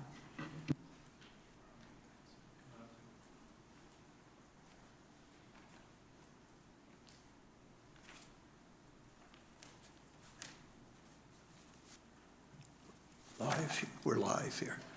Tim Pritchard speaking. I'd like to just first, several things if I may. First, follow up a bit on what Susan Lloyd said, but another element of this, and put it in the context of the proposed purchase of the Eagle Crest Golf Course. Susan talked about the roundabout, but I want to mention something else. There are problems at the Yambury turnoff. And the Yambury turnoff has been on this list for a long time. It's fairly low on the list relatively. It's 41. And the way it's written here, I need to go back and check earlier updates, but it talks about a traffic signal. I don't believe that's what prior ones and the photos that Richard Jewell showed said. It used to be something which I would call a controlled T that was needed. And if you know people that live in the east section of Eagle Crest, a lot of them don't use that intersection at all. If they're going east to Parksville, they go down to Johnson and turn with the traffic light. If they're coming from town into Eagle Crest, they turn off at Eagle Crest Drive and go along a country club to get to Yambury, because there's a proper turning lane. There are no proper turning lanes at Yambury. And the traffic has just come out of a faster speed zone there, so it does move very fast. So something should be looked at. One of the reasons it scores a little bit low is on Richard Jewell's ranking factors is in the use factor. But I can tell you, and there may be some people in this room that use it. A lot of people from Chartwell come there. They cross there with dogs often, and they have a lot of trouble, and they watch the traffic both ways, and then they go. So it's something that should be looked at in the context of the plans for the developments in Eagle Crest, as I put. Another thing I note here in the priorities, that safety improvements at Memorial and Fern Road intersection, and I'm sure those are needed. Would be nice if that project extended a little bit and looked at the situation on Fern Road East. I'm hearing people are mentioning it to me now a lot. And it's partly as a result of the developments in the East Village, that there's a lot of speeding going on along that section of road. And they see it and they can hear it. And something should be looked at. And more people are walking in that direction, both on 2nd Avenue, but also some down Fern. And now we see we've got a funny situation developing here. We've got a car wash going in, and it's been insisted that they put a sidewalk in front of that. So now we're going to have a situation where the old Lefty's restaurant, we're going to have about 70 meters of sidewalk. We have the First Street coming out there, and we have Lordco with nothing. And then we're going to have a piece of 30-meter sidewalk, and then we're going to have about 70 or 90 meters of in front of Windsor Plywood. Some thought has to be to improve, as part of all of that, to improving that whole section of street and looking at the speed. Finally, I'd like to offer some comments further. There was a lot of talk about the RRFBs and how many of them been installed. We've had a lot of, Richard Jewell, and we all know this, age-friendly transportation project that's morphed into the community transportation plan since 2013. I'd suggest it may be the longest running, still running town plan. And we talk about it being successful. It started with identifying 44 projects. And as Richard's commented, on every update, there's been some go to the completed list, and there's been some new ones found. I think the count is 30 are now on the completed list, and but the total on the list has gone from 44, and it's stepped up, now it's 58. So that raises some questions. Are we making any progress? Are there sufficient funds being dedicated to this whole plan? We realize there are money considerations. Will these projects ever get done? Not during this council's term, maybe not during the next council's term.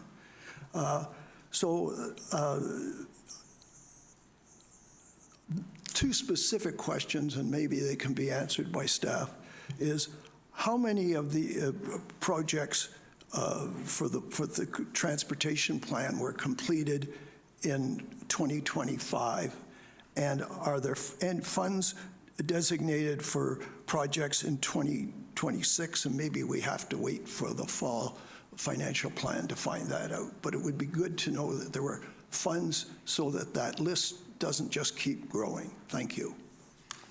Thank you. Rather than putting staff on the spot, I'll ask him to have that response, if possible, at the next council meeting, if that's possible, or as soon as possible, that we have some response to some of these questions. Mr. Drury, you've been listening all along patiently and quietly. Any thoughts about some of the questions and comments that were made from the gallery? Yeah, I have a couple of comments, but my advanced age, I can't remember them anymore. Were there any in particular you'd like me to comment on? Well, there seemed to be a concern that the list is growing, and we do get projects done, but then there's more added because people, you know, we're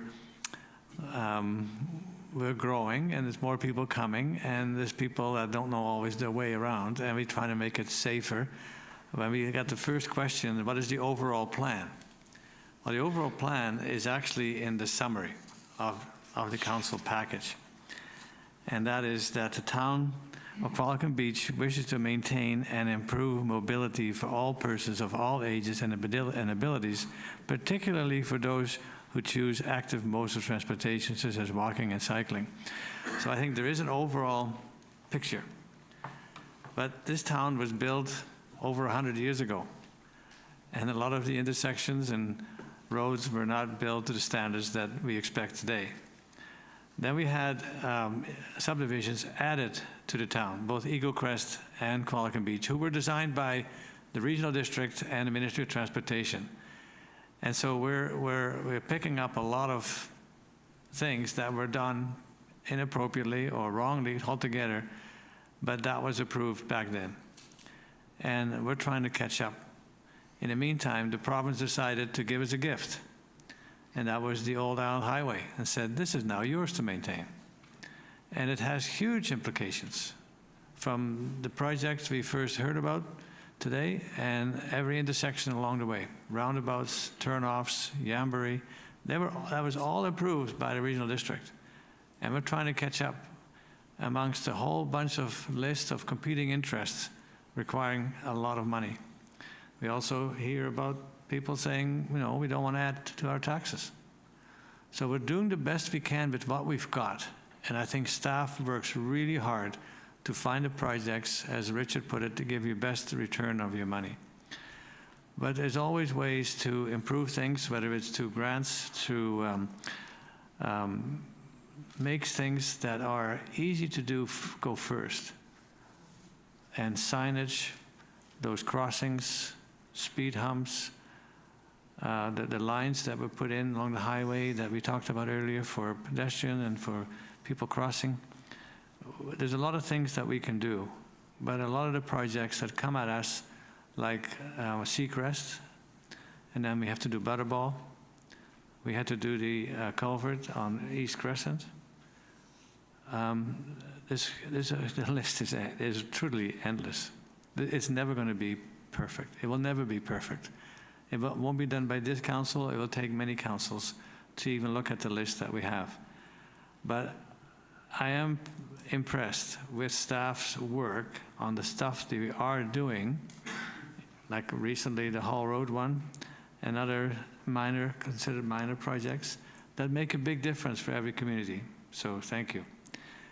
I don't know if there's anything in particular that stands out from what you've heard, but the issue of Eagle Crest development will have a big impact on traffic, with both for development and for people who want to go and play golf. I hope many will play golf there.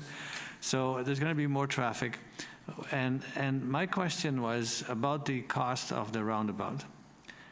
And we talked about this before, about how much it costs to do roundabouts and what other communities have done with roundabouts and how much less expensive they are. The one the closest to us is probably Church Road, right behind Wembley Mall. That didn't cost 500,000 or 5 million. I know roundabouts in other communities that have been built that seem to be much less expensive. But it boils down to, I think, is our standards. And we talked about a project by KSS that this council turned down because of the standard. And we're trying to find a more economical but still safe way to complete that project. Is there, in your view, a way to look at our standards and bring some of these costs down of major projects so we can do more of them and not pile a lot of our tax dollars into one or a grant application into one? If you can respond to that, Richard, I would appreciate it. Thank you. Certainly. Unfortunately, the cost of everything seems to have escalated. And certainly I'm seeing this not just in Qualicum Beach, but in other communities. Projects that were costed several years ago at a certain price are now 30, 50, sometimes even almost 100% higher. I don't know what's going on anymore with costs, and that's unfortunately hit this roundabout. My experience building roundabouts on major roads, and I've been involved with a few of them, is that they are multi-million-dollar affairs. So when I hear $5 million, I'm not surprised. Maybe there's the opportunity to build it for a little bit less, like 4 million or 4.5 million, but I wouldn't expect that you're going to build it for $1 million. It's on a major road. There's a large area that's encompassed. There's utilities and other things that just drive the cost up. But what we try to do in other aspects of the community transportation plan is to identify economical solutions that don't cost a lot of money and that you can then proceed with either at your own cost, or you can apply for other grants that are smaller amounts of money to fund those projects. So I wouldn't expect you're going to be able to save a lot of money in the roundabout, but be assured that certainly when we're looking at other projects, we will take the opportunity to find an economical way or a phased approach that can get you some or all of the benefits right up front.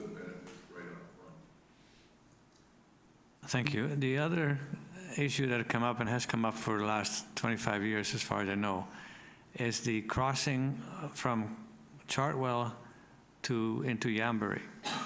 A lot of people from Chartwell and Sandpiper, they want to go into Eagle Crest. Either they walk or ride a bike or they walk a dog or whatever, but is there, and it seemed to be a change in how that can be addressed. Have you got the latest on that?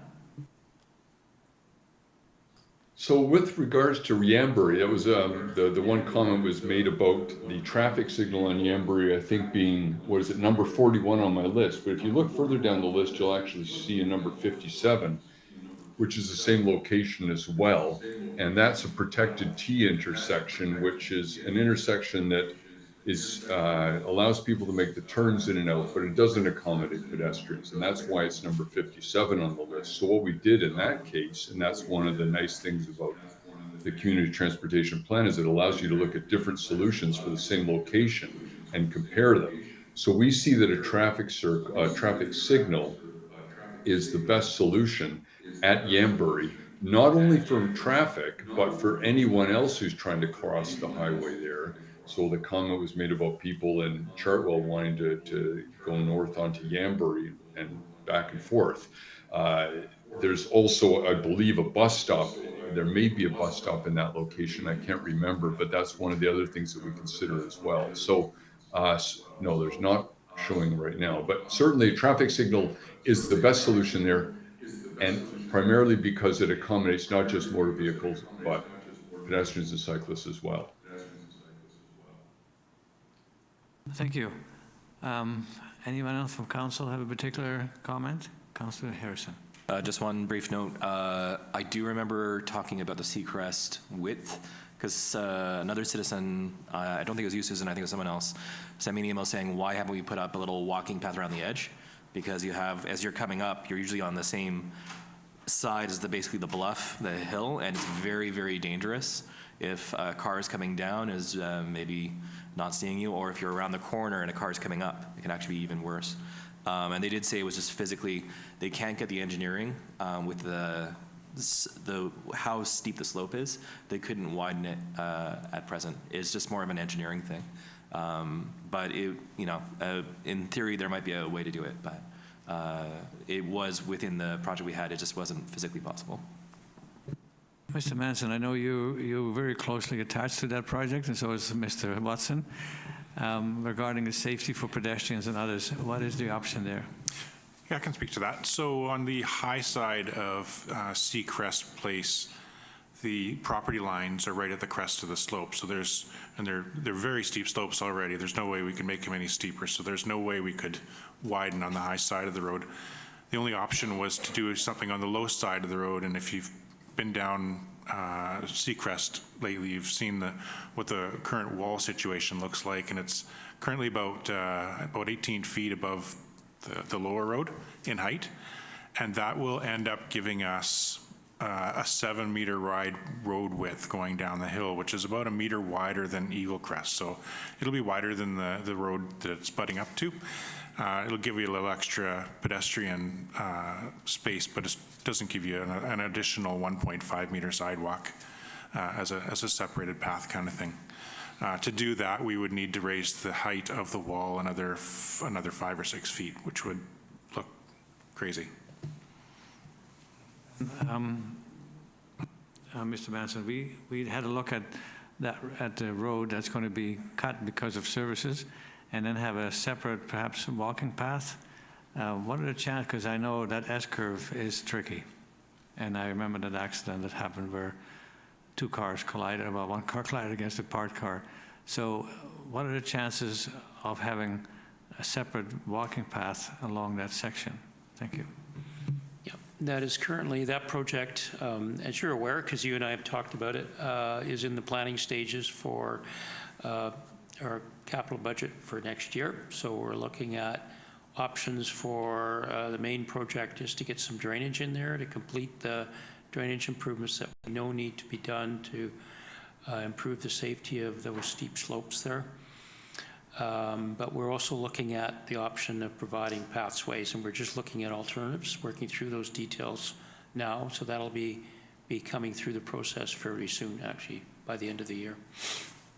Thank you. I think those were the 2 topics that that we think we can deal with imminently as part of the program with the initiation and the revisioning of Eagle Crest.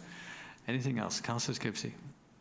Yes, I just wanted to mention that Susan isn't the only one that's noticed people coming out of the shell and near misses there. And I think we did have a letter from someone suggesting that we extend the median up Memorial a little bit farther so that you can't turn into the shell from above, or you can't come out and try to get down to the beach that way. So I don't know if we could take a look at that, but I think that might be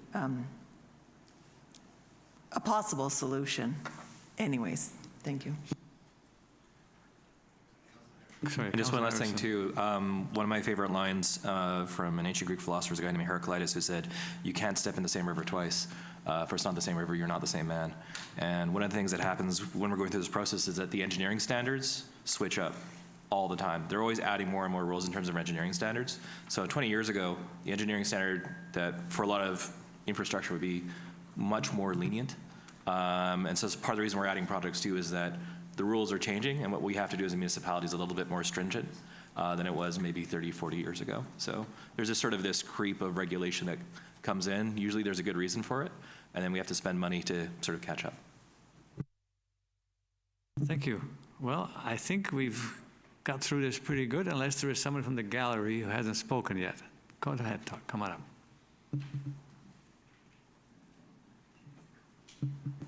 Thank you. Just while Richard's here, in light of the Deputy Minister's letter that's confirmed that gateway signage is an appropriate authority for municipalities to reduce speeds on residential roads, and the increasing evidence that's coming out of reductions in collisions, injuries, and fatalities when residential speeds are reduced, and the canvassing of communities which has shown that it can be done cost effectively, and in addition, the staff research that's shown that there are cost effective ways to accomplish these things.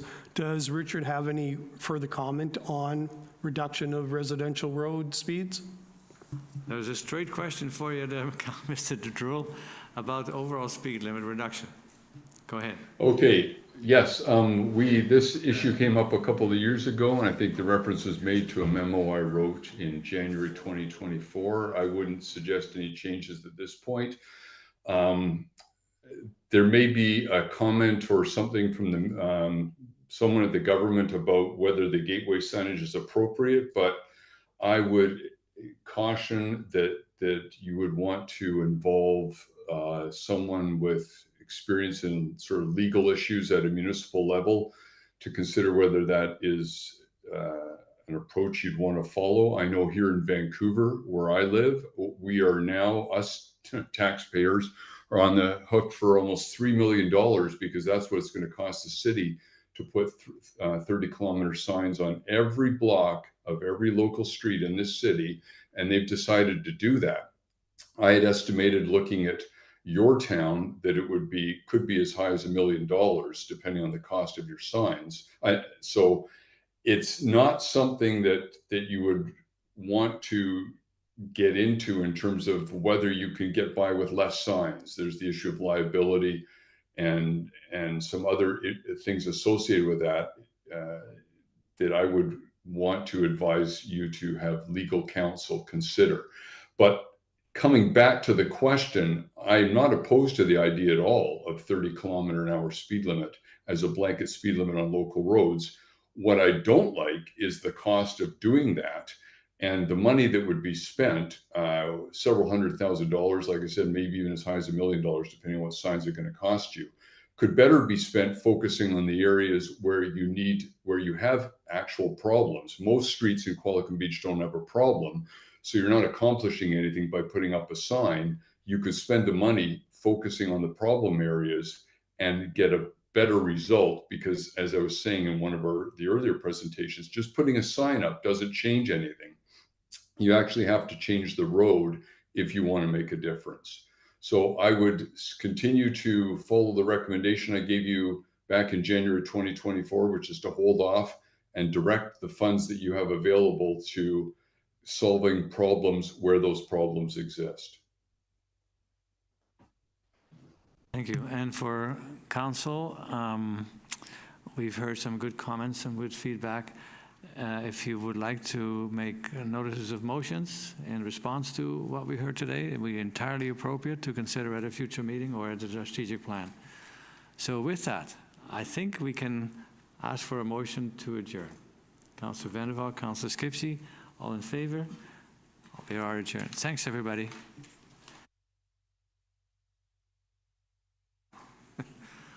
Take care, Richard. Drive slowly.